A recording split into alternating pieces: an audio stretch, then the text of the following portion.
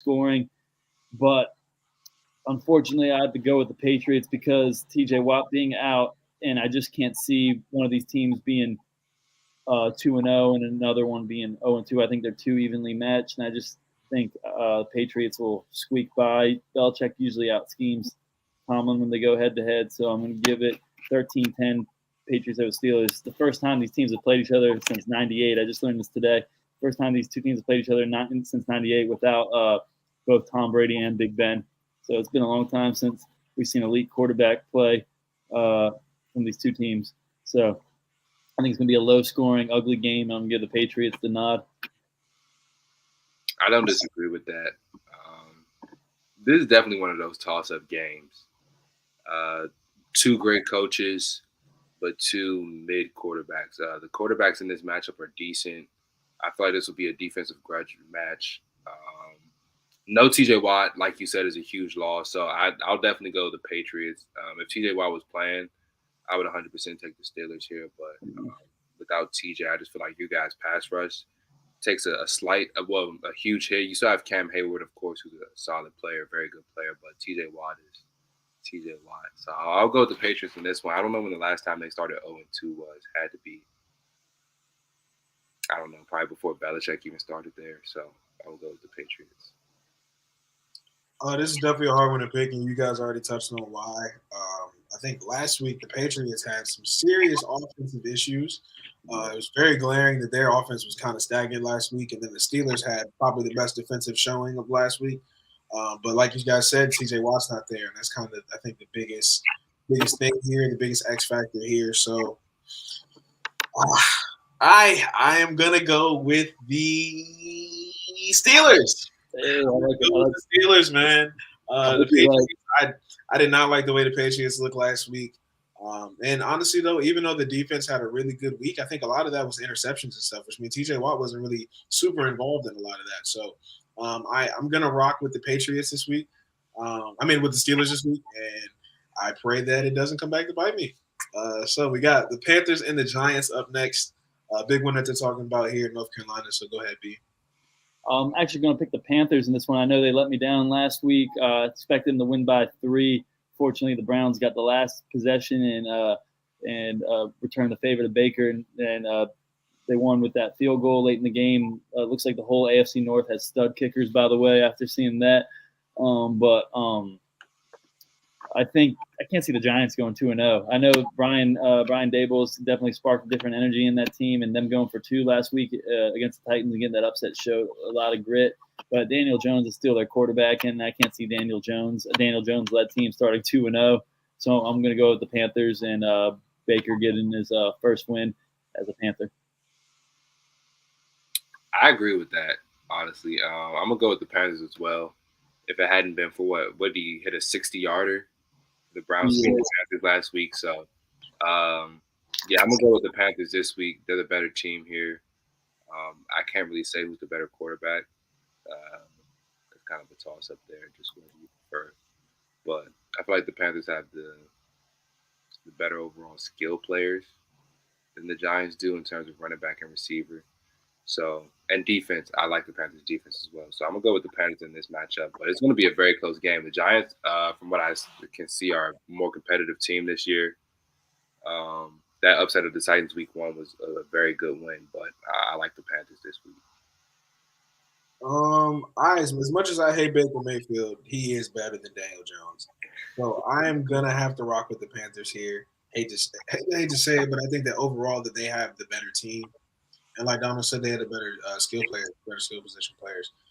This week, honestly, to me, is going to come down to Christian McCaffrey because last week he really was not featured very much, and he didn't get a whole lot of yards. It was not a great performance from him. But then Saquon Barkley, on the other hand, was probably the offensive player of the week. So it's like I really don't know. I kind of do want to pick the Giants here, but I mean, it's kind of rare to see a running back run you to success on a consistent basis. So I'm going to rock with the Panthers here. Hopefully C-Mike can get going here, but I mean, if he doesn't really get involved very much or doesn't look very good and they lose, I mean, the Panthers season is not looking good so far. I would definitely hit the panic button on them. But we got the Jets and the Browns up next. I feel like this is going to be an easy one to pick, maybe, but I mean, maybe not. So let's go around. Go ahead, B. Yeah, I think there's always that possibility, even upset here. But Joe Flacco looked like he needed to be retired 2 years ago against the Jets against the Ravens. I'm sorry, last week. He's supposed to play hard because it was his former team. But I mean, the Browns, got an impressive road win. Actually, they have a very strong ground game with Kareem Hunt and Nick Chubb. Jacoby Brissett, like I said, is a really good backup. So even though I don't think he's going to succeed as an 11-game starter, I feel like he can win you a few games early on, especially with the supporting cast that he has. And obviously, I still expect the Jets to be one of the bottom teams this year, so I'll rock with the Browns. Is Zach Wilson playing? No, Joe Flacco is still the starter. Yeah, I got the Browns. Yeah, I got the Browns. I didn't think it was much to talk about. Other than the fact that Michael Carter was really good last week, and I have him on fantasy, so I mean that's probably the only good talking point I have here. Other than that, we're moving on. Colts and Jaguars are up next. So it's really interesting here. The Colts have lost, I think, the last 7 years in Jacksonville, and it really doesn't seem to matter who's playing quarterback for them. They just always seem to lay an egg in Jacksonville. And the Colts, obviously the Jaguars, narrowly lost to the Commanders last week, like kind of all expected. But the Colts tying with the Texans was really not a good look. And Matt Ryan's, best days really seem to be years ahead of him. And like we've been discussing in all these episodes, the Colts, game plan every year, getting a quarterback for 1 year. It looks like it's going to continue to be that way after this year. I'm going to rock with the Jaguars. I don't know how Matt Ryan's going to change the Colts' bad fortune in Jacksonville. I just don't see how it's going to change. I know he beat him all the time when he was in Atlanta, but those were things of the past. I got the Jaguars here. I'm actually going to follow suit with that pick. Like you said, the Colts, no matter the quarterback, have always struggled in Jacksonville. Not always, but these last 6 to 7 years, they've struggled down in Jacksonville. And I saw firsthand last week, the Jaguars are a more competitive team. You could tell they're better coached than they were last year. Their defensive line is very, very good. I feel like their issue is in their secondary. But their overall team in Jacksonville, I like the path they're headed on. They have some solid weapons on offense. James Robinson and Travis Etienne. Looks like they could be a really good 1-2 punch out of the backfield. So I'm actually going to go with the Jaguars as well. I just want to point out that there's not much to do in Indiana. So, of course, when you get down in Florida, Jacksonville, you're going to be partying and all that type of stuff. So, I mean, I feel like I'm on to something with why they keep losing in Jacksonville. But also going to follow suit with you guys. I picked the Jaguars last week, and it kind of did come down to it for a little bit. It was looking good, and then it kind of fell apart at the end. So, I'm going to rock with the Jaguars here again. I'm going to trust in Trevor Lawrence, and I'm going to trust in James Robinson and Travis Etienne, like Donald just brought up. But wouldn't be shocked if they lost, and if they do, this is probably my last time picking the Jags, unless they very easy. Rocking with the next one, we got the Dolphins and the Ravens. Go ahead, B. Yeah, I don't expect this to be too close of a game. I mean, I know the Dolphins, I think, like I said, are going to be a half-decent team, but I still think at the end of the year they're going to be outside looking in. Obviously, it doesn't really impress me that the Ravens, put it on the Jets last week, but I don't know. I just don't think – Tua is nowhere near as good as Lamar. The Ravens are too experienced of a team, and they're at home, so I don't think they're going to lose this game. Give me the Ravens. I think this game will actually be kind of close. When you have speed like Jalen Waddle and Tyreek Hill, you're never really out of the game. You can get back into it with a quick slant pass. But I agree with you. I got the Ravens as well. Lamar's just going to have something to prove all year with the contract situation. So I like the Ravens in this one. Again, I'm using these weeks as just testers. I want to see what I'm going to do for the rest of the season. You guys are rocking with Lamar this week, but I personally loved what I saw from the Dolphins last week. Jalen Waddle looked really good as a wide receiver number 2. Tyreek Hill, of course, got his numbers. They still got Gesicki, who actually didn't have that good of a game, but he's a solid tight end, very solid tight end. And Tua actually didn't look bad, so I'm gonna rock with the Dolphins here. It's definitely a hard pick, but I do think that Lamar Jackson has a chip on his shoulder this year, and it is hard to pick against him right now. But I did like what I saw from the Dolphins, so I'm gonna go with my heart here and go with the Dolphins. I like the courage. You said what? I like the courage there. Thank you, man. I appreciate it. It's not always about wins and losses. Let's rock with the Bucs and the Saints. Now we already know the Bucs have had a few issues beating the Saints these last few years. I think ever since Tom Brady's been on the Bucs. So Let's see what you guys got. Go ahead, B. I was actually going to say, speaking of courage, but you kind of just made it seem not too courageous. I'm going to roll with the Saints here. Tom Brady, like you just discussed, never beaten the Saints in the regular season since he's been a Buck. He only beat them in a playoff game. So I guess that means if it actually matters, the Bucs would win. But it's only week 2. It's not going to matter yet. The Bucs, even though they won last week, I feel like it was more of the Cowboys playing terrible and not really the Bucs playing that great. I mean, you could say their defense played great because they have a pretty good defense, but offensively, the Bucs didn't look all that good, kicked a lot of field goals. And obviously, I think, when 17 games are up, the Bucs are going to have a better record than the Saints. But I just think the Saints being at home, Jameis Winston started against the Bucs last year, but that's a game he tore his ACL in. So I think, it's his former team. He wants to play hard. I'll give the Saints a 3-point win in this one. Yeah, this is going to be this whole week actually just has a bunch of toss-up games, ridiculous matchups. I'm actually going to take the Bucs in this one. I feel like in week 1 versus Dallas, Brady, after taking that break during training camp and all that stuff, he was still kind of just going through it, just kind of really getting the feel. I think Julio Jones will have a really big week this week, especially with Godwin probably not playing with the hamstring injury. And I think they'll really feed Leonard Fournette, even though the Saints have a strong run defense. I just can't imagine Brady never being able to beat the Saints in the regular season. So I feel like he has to get one at some point, and I think this will be the one. This is a difficult one, especially, since history tells us the Saints are going to win here. But Bucs have some offensive line issues, just injuries all the way around. Chris Godwin going out with a hamstring injury last week. I think the Bucs just probably don't have enough to win this game. And when I look at the Saints, I see weapons all over. They got Kamara, they got Landry, they got Michael Thomas coming back and scoring 2 touchdowns. So, Tom Brady and Julio Jones are still trying to work out their chemistry, and it looks like Julio's probably going to be asked to play a significant role here. So I'm going to rock with the Saints just because they've been together for a little bit longer. But, of course, Tom Brady's going to make it a enjoyable game, an entertaining game. But I think at the very end, the Saints will be up on the scoreboard. So next up, we got the Commanders and the Lions. Is this an easy one? No, I think it's going to be a really close game, and I think I'm gonna rock with the Lions in this one, just because the Lions showed some grit against the Eagles last week, and they're never giving up. And I don't think the Commanders are a bad team. Like I said, I think they can go anywhere from 7 to 9, depending on how they play within their division. They can win 7 to 9 games, but I just think week 2. I think the Lions, if it's a close game, which I think it will be, I think they'll get it this time around because they lost a lot of close games last year. They'll probably still lose a lot of close games this year, but I think they'll win more than they did last year. And I think this is an opportunity, this type of game for them to win. I also think, as of years recent, the Commanders kind of struggle in Detroit. So for whatever reason, I don't know if that has to do with anything in particular. I know Matthew Stafford's not their quarterback anymore, but I just think it's a good opportunity for the Lions to bounce back. I definitely agree with the points you made. This is going to be a really competitive game. For some reason, Washington, the teams that they're supposed to beat or just destroy, they always make it a heart-racing game. It's always competitive. So I feel like this will be a very, very good game. It's going to come down to probably whoever has the ball last possession type of thing. But I'm going to ride with Washington in this one. I just feel like in terms of the 2 teams stacking up, the Lions, they never quit, they never give up. But at the same time, I feel like Washington has a slight coaching advantage here and a quarterback advantage in terms of wins versus golf. That's not saying much.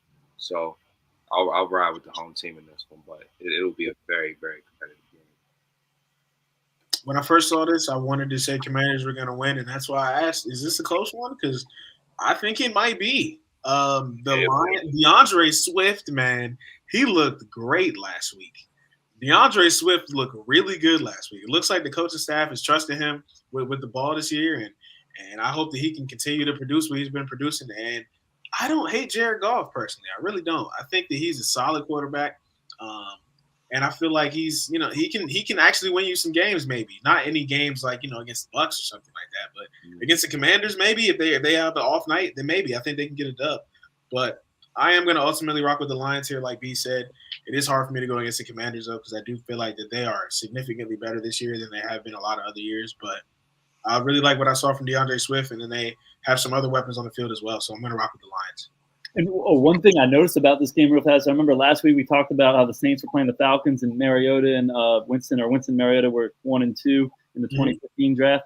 And it just so happens that Goff and Wentz, also on two different teams now, were the 1-2 picks in 2016. However, they're not really thought of as busts like those two are. They're kind of like just guys who didn't pan out, but still are thought of as guys with, some significant skill, especially Wentz. So, I mean, that's why I'm not too down on either of these guys, and they're really getting looked at as franchise caliber players of their teams, but they got to play well to maintain that kind of status. And I think both quarterbacks will fight hard in this game. And like I said, it's one of these games where I'm going to just go with the home team.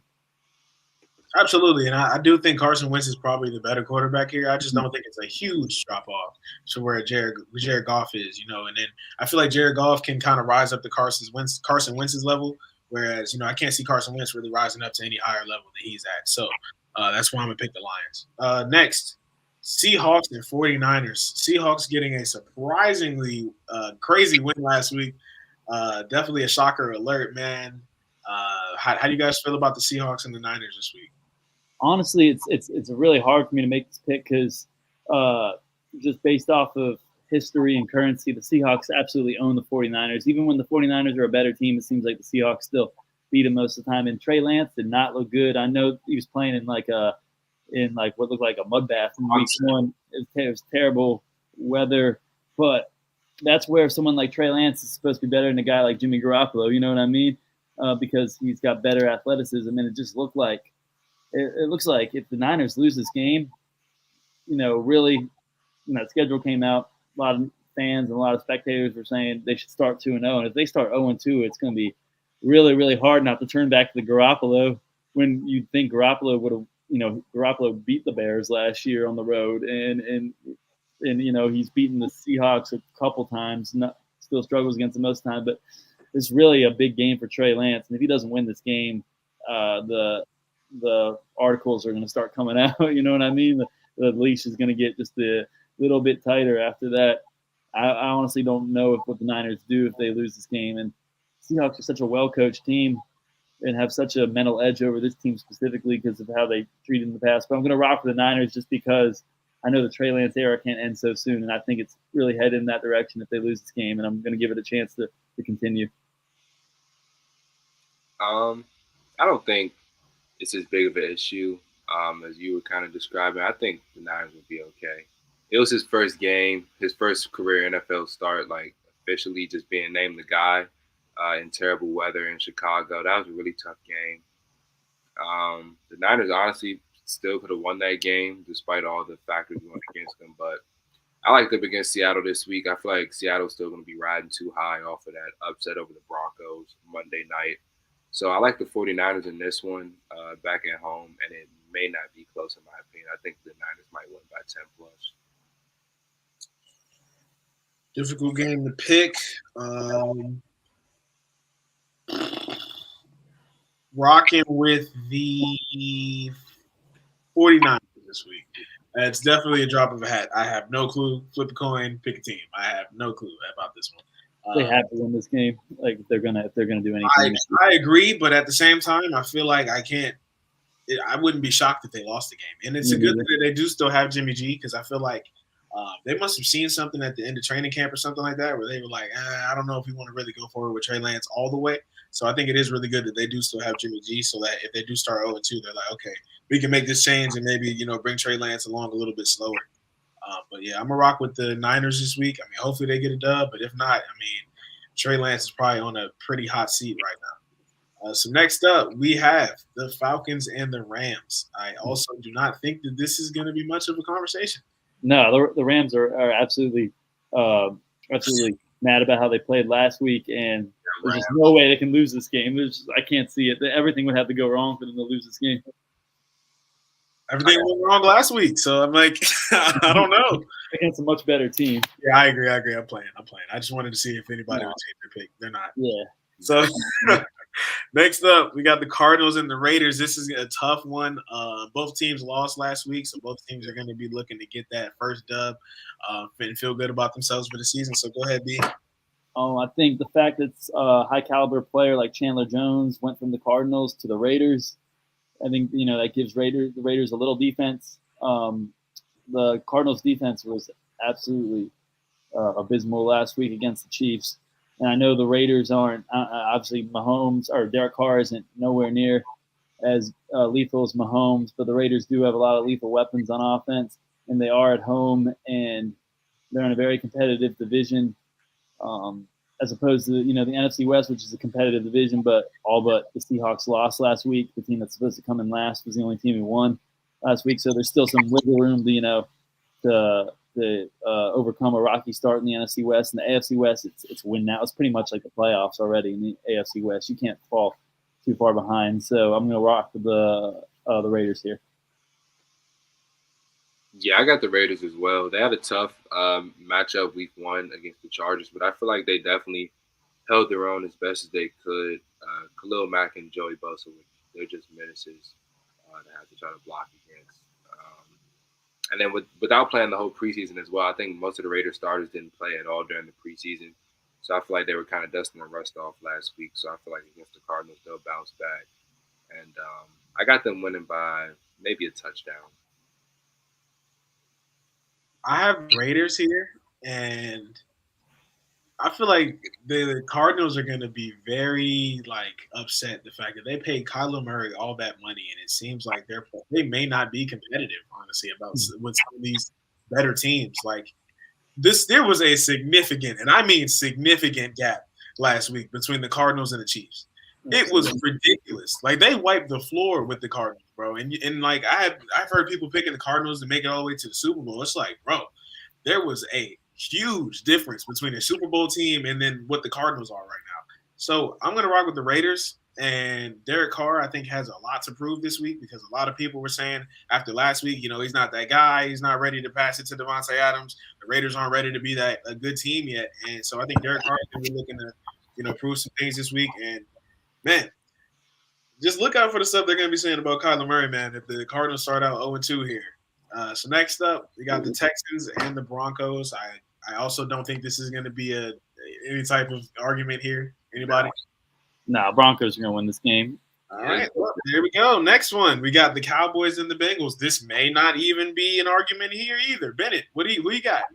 I'm ultimately picking the Bengals, but I really would not be surprised if this were a close game. I really think it has the potential of being a close game because I actually don't think Cooper Rush is a bad backup. I think he won that game against the Vikings last year and played quite well. And even though they lost 19-3 last week, as soon as Dak had the bad hand injury, it's going to keep him out for I think 6 to 8 weeks. Cooper Rush, looked like he was ready to come in there and play. He was ready to throw. He threw immediately. So I think, he can compete. And I know the Bengals, kind of went on that magic carpet ride last year, but they're still the Bengals at the end of the day. So I know they have Joe Burrow and Jamar Chase, and they think their demons in the past have somewhat disappeared. But they lost a game last week that they should have won, and that them missing that extra point and then missing that field goal in overtime just seems like Bengals type luck. So, I think this could be a close game, but I'll rock with the Bengals because of the Cowboys' issues. Just to speak on that game from last week that you were talking about, if the Bengals, if Joe Burrow does not turn the ball over 4 times, they definitely win that game. Absolutely. So that was just an anomaly. That was easily the worst game that he's ever had as a pro. So, obviously, I think he'll bounce back. Everybody believes that he's an elite quarterback. But y'all know how I feel about Dak, man. Y'all know how I feel about them Cowboys. I am a fan, but I am not a biased fan. I will look you in your eyes and tell you Dak Prescott is not that guy. All right? Ezekiel Elliott, no longer that guy. This team is abominable, and I think everybody's going to see it this year. And I pray that we see the light. Dak Prescott is not that guy. He's injury prone, and if you need him to win a playoff game, he won't. He won't. He's another Kirk Cousins. Whenever you need him most, he won't be there for you. So, rocking with the Bengals this week. Cowboys are trash. I am not putting on my Cowboys jersey until we get an impressive win this year. That is all. Next, Bears versus Packers. I don't know. This might be an argument here, so I'm gonna just let y'all talk. Go ahead, B. Last time I checked, the Chicago Bears owner is Aaron Rodgers. Enough said right there. Yeah, I'm in the same boat. I got the Packers. Yep. Hey, Packers. David Montgomery gets some yards. Next, Titans and Bills. Again, I don't think this is an argument. This is the Monday night doubleheader. Oh, well, it's interesting. The last 2 years, on it was Tuesday in 2020 and Monday last year in 2021, the Titans upset the Bills, and not too many people saw it coming. I swear, if they upset them the third year in a row, people are going to think something's weird about that matchup. But the Titans always are the type of team to lose to a bad team in week one, then bounce back against a good team in week two. That's kind of what they've been like under Vrabel. But I just do not think they have the high-powered team that they've had the last 2 years to go toe-to-toe with the Bills, especially in Buffalo. The last 2 years they beat them. We're both in Tennessee. I think this year the Bills get them. Yeah, I agree. I got the Bills. I think it'll be a close game. The Titans will probably really try to control the clock and run Derrick Henry. I think he'll get 20-plus, 25-plus carries this week. But Buffalo is just too explosive. Anytime the Titans let the Giants put up 21 points on them, just imagine what Buffalo would do. So I got the Bills. Y'all brought up Bennett brought up past matchups between the Titans and the Bills and how the Titans, upset the Bills. I think that this year it's going to be significantly different. Both teams are very different than they used to be. The Titans, at least they had A.J. Brown before they went and got Julio, so they at least had an elite receiver. Now they don't have Julio or A.J. Brown, and Derrick Henry looked very human last week against the Giants. So it's like, where's the offense coming from? And nobody trusts Tannehill, so I don't really know where the offense is coming from. And the Bills, man, can we talk about what the Bills did last week? The Bills absolutely wiped the floor with the Super Bowl champion. They were just crowned a few months ago. This is insane. Like, they made them look silly. And we all came out and we all said Josh Allen for MVP. We said the Bills were going to be a really great team this year, and I don't think that's going to stop this week. And they also made a statement last week, just like the Chiefs made a statement last week. So I think that they're just going to continue with their great season. And, good luck to the Titans, man. Hopefully y'all get a win this year. Maybe not. Vikings and the Eagles. This is a tough one. I'm not going to lie. I like that we're closing out on a tough one. So, B, go ahead, man. I just love how this was the NFC Championship 4 or 5 years ago, and both these teams are completely different now, different QBs, different head coaches, but still kind of in the same boat. These two teams should be, 9 to 10 win teams. I think O'Connell has the making of being a really good coach in this league. Another Washington Commander offensive coordinator that became a head coach of another team. I think is, like I said, the potential to be a successful one. Kirk Cousins is mid. We all know that. I think we kind of think the same thing about Jalen Hurts, even though he's just getting started. I know he has another dimension to his game, and A.J. Brown was cooking last week. I'm gonna go with the Vikings in this one. I just think with all their weapons, Justin Jefferson looked like the best receiver in football last week. I know we all had him for OPOY. I think he'll get another tutty this week. And I think the Vikings are actually going to win this. I think it's going to be pretty close, like 27-20, something like that, maybe 34-27.